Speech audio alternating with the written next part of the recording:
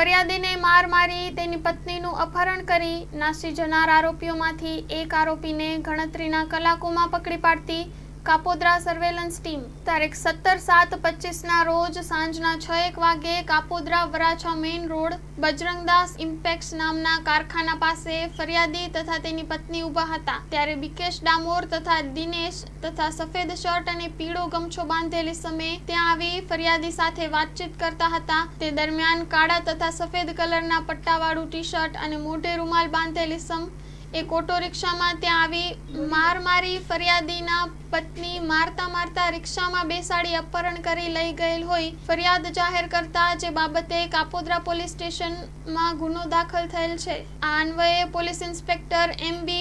ઓસુરા સાહેબની સૂચના અને માર્ગદર્શન હેઠળ સર્વેલન્સ સ્ટાફની અલગ અલગ ટીમો બનાવી ફરિયાદના હકીકતના આધારે ગુનાવાળી જગ્યાના આજુબાજુના રોડ સાઈડના CCTV કેમેરા તપાસ કરાવી ઓટો રિક્ષામાં અપહરણ થયેલ તે રિક્ષા નંબર આધારે સર્વેલન્સ સ્ટાફના ASI તથા હેડ કોન્સ્ટેબલ જે વાહનની માલિકોની ખરાઈ તપાસ કરાવી અપહરણ કરનાર તમામ આરોપીઓની ઓળખ કરી ગણતરીના કલાકોમાં રિક્ષા ચાલક આરોપીને પકડી પાડી કાયદેસરની કાર્યવાહી હાથ ધરવામાં આવી છે। Story report by Haresh Rajput, Surat.